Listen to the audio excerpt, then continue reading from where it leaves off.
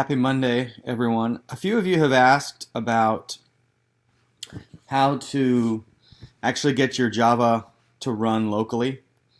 And so there's a lot of ways to do this. There's the Tony Gaddis video that I've showed you guys, or that I've linked, and it shows how to essentially install Java or have Java installed, and then you can use a text editor and run your Java commands locally.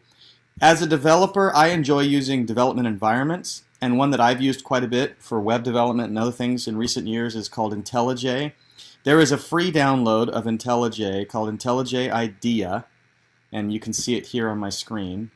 And so I wanted to show you an example of creating a simple Java command line app and running it locally using IntelliJ IDEA. Okay, so I open up. You have obviously to go download it and install it on your computer. Once you've done that, you open it up and you get to this screen, and I'm going to choose to create a new project. And then you can see there's a lot of different kinds of projects we can create, kind of like you see the same thing in REPL. But I'm going to choose Java. I don't need any additional libraries, so I'm just going to choose the defaults. So I'm going to click Next. And then it asks, do you want to create a project from template? So yeah, we can create a sample Hello World project as a starting point if we want. I'm just going to create a command line app. Notice that it includes that main method that we use quite a bit in our programs, which is really the standard method inside of a console or command line app. And I'm going to call this Java class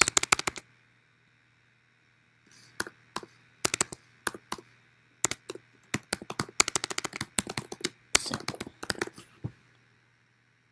And it already is going to pick a project location. You can just accept the defaults for that, and a base package, which we haven't really talked about in the class too much. But in terms of Java, it's essentially placing the code in the sort of Java hierarchy. But you can just accept the defaults for those. Click Finish. And so here's our class. You can see that if we expand it, go to Source, Company, there's a main class. Now we can change the name of that if we want. If we click Refactor, we can rename it. So when we're doing the case of a custom class, like we've talked about a couple times, we might want to rename the class, but not for this example. So here's my class. You can see that it's basically I've got this thing that's new, this package. You want to leave that. That essentially allows it to run within the constraints of this IntelliJ development environment. And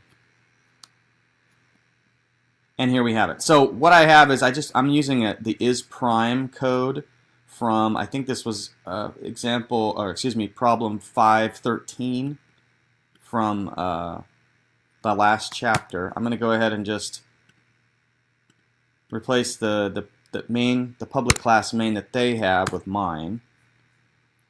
And in that case, I'm gonna have to. I was using a custom class, and just for the simplicity for this example, I'm going to use main. Okay, so I copy paste the code in. You can see that I left this package key at the top. I just left it there, and then we have from below that line. You can see it's basically the same code that you would have within REPL. I've got my main class. I have my console main, and then I have in this example we have our isPrime method that we created to determine whether a number was prime or not. And this one will work. We're using the JOption pane, which is the UI component, which is probably handy for you guys to experience. A lot of you have done this, some of you haven't. So once I have the code in here, I'm going to click Run. Now, if I had a problem, like for example, let's say I did this. I click Run. It's going to try to run, and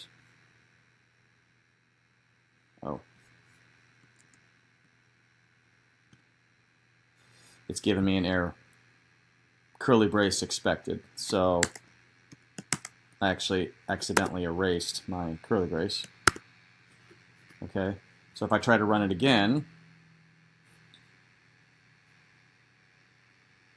it should complain again. And you'll get a little more helpful information from a dev environment like this than you will in REPL. REPL is nice, but as the programs we write are more complex, it's going to be harder and harder to get the information we need in REPL. So it says class main2 is public. It should be inside of a main2.java. So the name of our file is main, so that means our class name has to mirror the Java name. So I'm going to change it back to what it was. I click run. You can see there's a couple examples of how I can do some troubleshooting. I run it. It opens the console, showing me what it's doing.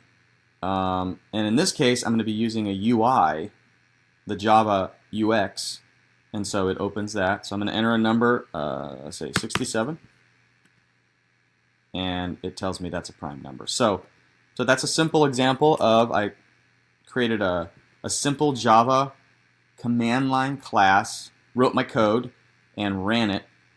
Now, if I wanted to submit this in our class, I could actually just get this file, copy paste it, and submit it that way. So you can either submit your code in REPL like we've been doing, or I'm now, starting with chapter 6, allowing you guys to submit your code actually by submitting the code files themselves. Either way, whatever you're comfortable with.